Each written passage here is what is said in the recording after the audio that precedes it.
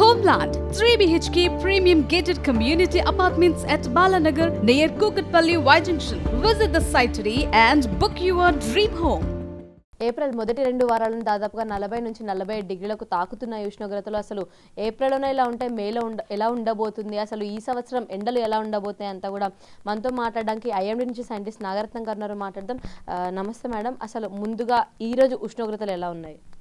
ఈరోజు ఉష్ణోగ్రత వివరాలు చూసుకున్నట్లయితే గరిష్ట ఉష్ణోగ్రతలు 39 డిగ్రీల సెల్సియస్ నుంచి 44 మధ్యన నమోదవటం జరిగింది పలు ప్రాంతాల్లో తెలంగాణ రాష్ట్రంలో. Yes ma'am. అంటే రాబోయే 2-3 రోజుల్లో కూడా విపరీతంగా ఎండలు పెరగబోతున్నాయి అంటూ కూడా చెప్తున్నారు.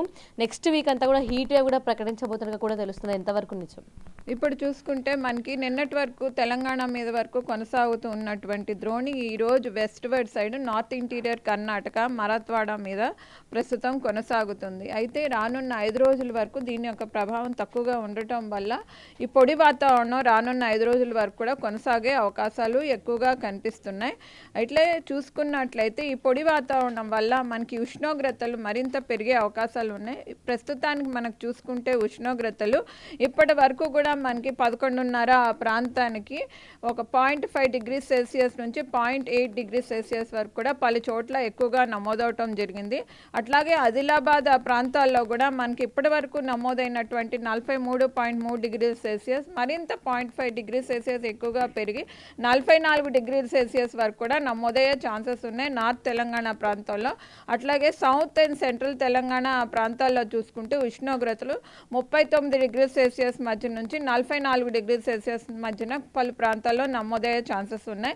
హైదరాబాద్ ప్రదేశంలో చూసుకున్నట్లయితే మనకి 40.5 డిగ్రీ సెల్సియస్ మధ్య నుంచి 42-43 వరకు కూడా చేరే అవకాశాలు కనిపిస్తున్నాయి. Yes ma'am. అంటే మేజర్గా ఈ హీట్ వేవ్ ఎఫెక్ట్ ఇక్కడ మనకు ఆల్రెడీ కనిపిస్తున్నాయి. ఏ డిస్ట్రిక్ట్స్ మీద మనకి ఎక్కువ హీట్ వేవ్ ఎఫెక్ట్ కనిపించబోతుందని చెప్పుకోవచ్చు? యాక్చువల్లీ ఈరోజు చూసుకుంటే మనకి ఈ డిపార్చర్ ఫ్రమ్ నార్మల్ అనేది సాటిస్ఫై కావాలి కాబట్టి హాట్ కండిషన్స్ అవి ఎక్కువగా ఉండే అవకాశాలు ఉన్నాయి. ఈరోజు ఎక్కువగా కూడా హాట్ కండిషన్స్ మనకి ఈ నార్త్ తెలంగాణ ప్రాంతము అట్లాగే ఈ వెస్టర్న్ సైడ్ అయినటువంటి ఉమ్మడి నిజామాబాద్ ప్రాంతంలోని అట్లాగే ఉమ్మడి మహబూబ్ నగర్ ప్రాంతంలోని కొంతమరికి భద్రాద్రి కొత్తగూడెం ఖమ్మం ఈ ప్రాంతంలో ఉండే అవకాశం ఉంది.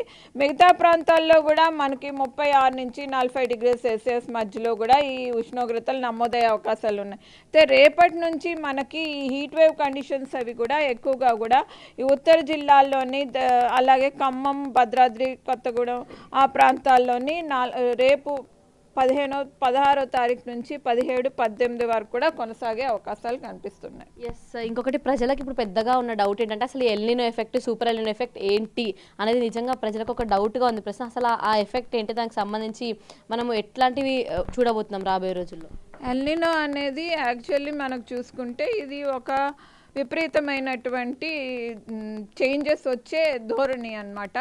పసిఫిక్ సముద్రం అనేది మనకి నార్త్ ఇండియన్ ఓషన్కి ఆనుకుని ఉన్నటువంటిది. అయితే ఈ పసిఫిక్ మహాసముద్రంలో ఉష్ణోగ్రతలు ఏవైతే ఉన్నాయో సీ సర్ఫేస్ టెంపరేచర్స్ అవి కాస్త అబ్నార్మల్ రైజ్ ఆఫ్ టెంపరేచర్స్ వస్తూ ఉంటాయి. So abnormal rise of temperatures వచ్చినప్పుడు నార్మల్ వాల్యూ కన్నా అధికంగా అక్కడ నమోదవుతున్నప్పుడు మనకి ఏవైతే ఉన్నాయో సీ సర్ఫేస్ వేవ్ మూమెంట్ కానీ కరెంట్స్ కానీ అవన్నీ కూడా చేంజెస్ అవి జరుగుతూ ఉంటాయి.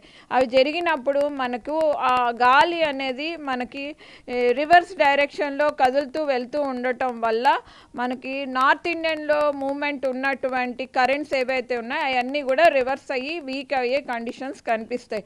అలాంటప్పుడు మాన్సూన్ సిచ్యువేషన్ కూడా కాస్త తగ్గే అవకాశం ఉంటుంది. అంటే Bay of Bengal currents as well as Arabian Sea currents Indian Ocean dipole negative positive రెండు కూడా కాస్త వీక్ అయ్యే ఛాన్సెస్ ఉన్నందున మనకి ఎల్నినో యొక్క ప్రభావం మనకి జూన్ నెల నుండి ఈ భారతదేశం పైన కాస్త అధిక ప్రభావంలో కనిపించే అవకాశాలు ఉంది. మనం ఇదే సమ్మర్ జూన్ వరకు జూలై వరకు కూడా కంటిన్యూ అవుతుంది. కొంచెం మాన్సూన్ మీద దీని ఎఫెక్ట్ కూడా ఉంటుందని చెప్పుకోవచ్చా?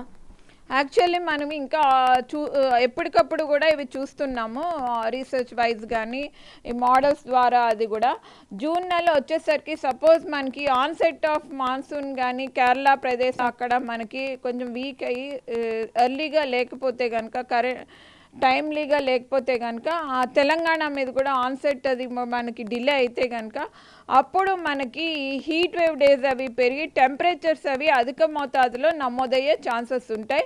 అందుకు జూన్ సెకండ్ వీక్ వరకు కూడా ఇట్లాంటి సిచ్యువేషన్ ఉంటే కనుక అప్పుడు కూడా మనకి టెంపరేచర్స్ రైజెస్ అవి కనిపించే అవకాశం ఉంటుంది. Right, thank you madam.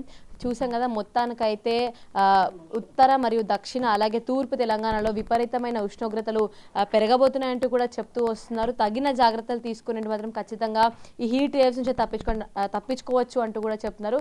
Camera person వినోద్తో Suchita reporting from Big TV Hyderabad.